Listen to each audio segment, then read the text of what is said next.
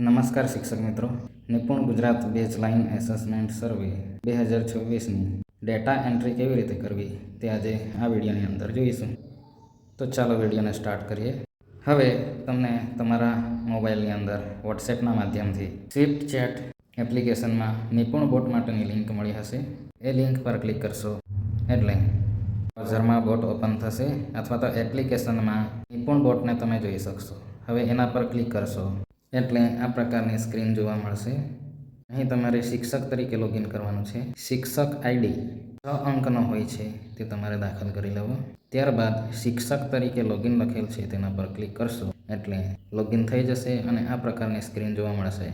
હવે data entry કેવી રીતે કરવી તે બાદમાં જઈશું. એના પહેલાં કેટલીક સૂચનાઓ ધ્યાનમાં લઈ લઈએ. બેઝલાઇન એસેસમેન્ટ પ્રશ્નાવલી અનુસાર GCERTની લેટેસ્ટ ડેટા એન્ટ્રી ગાઈડલાઇન આ પ્રકારની મળી ગઈ હશે. આ ગાઈડલાઇનનો સંપૂર્ણ અભ્યાસ કરી લેવો.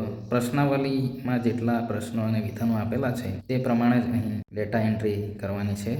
અહીં જોઈ શકો છો આ ગણિત વિષય માટેનો ટ્રેકર છે. ગાઈડલાઇન મુજબ તમે બધાએ આ ટ્રેકરની અંદર આ રીતે ટીક માર્ક કરી લીધા હશે. હવે કયા વિદ્યાર્થીએ કેટલા વિધાનો સિદ્ધ કર્યા છે તેની ગણતરી આ રીતે કરી લેવી અને તેની નોંધ કરી લેવી. અહીં મેં એક ફોર્મેટ બનાવ્યું છે. આ પ્રમાણેનું ઉદયમાન, પ્રગતિશીલ અને નિપુણના 3 ખાનાઓનું ફોર્મેટ તમે બનાવી શકો છો. હવે ટ્રેકરમાં વિધાનોની ગણતરી કરી આપેલ ફોર્મેટ મુજબ વિદ્યાર્થીના નામ લખી લેવા. આવી રીતે રેકોર્ડ લખેલો હશે તો ડેટા એન્ટ્રી વખતે મુશ્કેલી પડશે નહીં. હવે ડેટા એન્ટ્રી કેવી રીતે કરવી તે જોઈ લઈએ. અહીં તમને આ પ્રકારની સ્ક્રીન જોવા મળશે.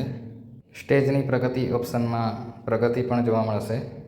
અહીં આપેલ આ સ્ટેજ પૂર્ણ કરવાનું બટન અત્યારે હાલ તમારે કોઈ પણ સંજોગોમાં દબાવવાનું નથી. અહીં મારા વિદ્યાર્થીઓનો ઓપ્શન છે તેમાં ધોરણ વાઇઝ વિદ્યાર્થીઓની માહિતી તમને જોવા મળશે. અહીં જોઈ શકો છો મેં બાલવાટિકા ધોરણ 1 અને 2ની એન્ટ્રી પૂર્ણ કરેલ છે એટલે દરેક વિદ્યાર્થીઓના નામ સામે ગ્રીન કલરમાં કમ્પ્લીટેડ લખેલું જોઈ શકો છો.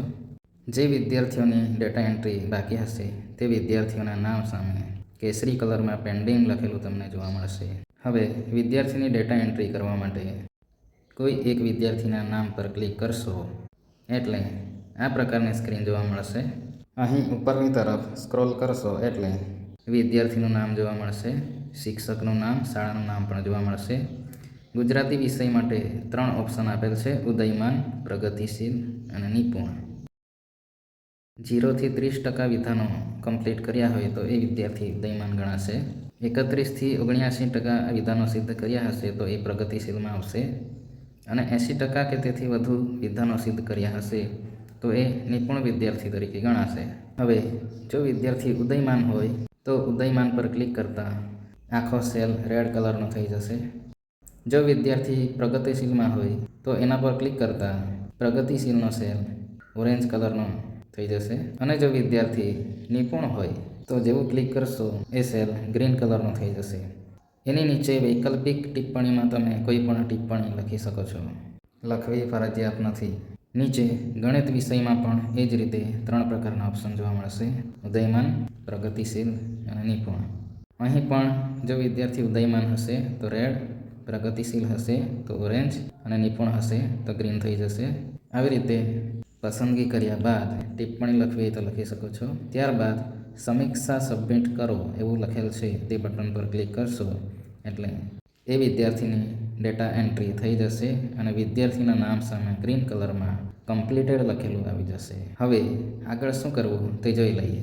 અહીં તમને સ્ટેજ પ્રગતિ એવો એક ઓપ્શન જોવા મળશે.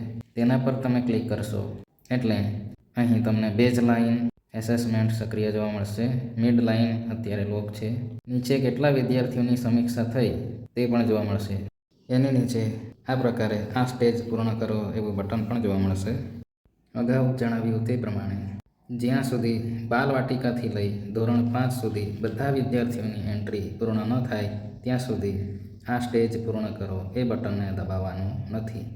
બાલવાટિકાથી લઈ ધોરણ 5 સુધી બધા વિદ્યાર્થીઓની એન્ટ્રી પૂર્ણ થઈએ આ સ્ટેજ પૂર્ણ કરો એ બટનને દબાવવું.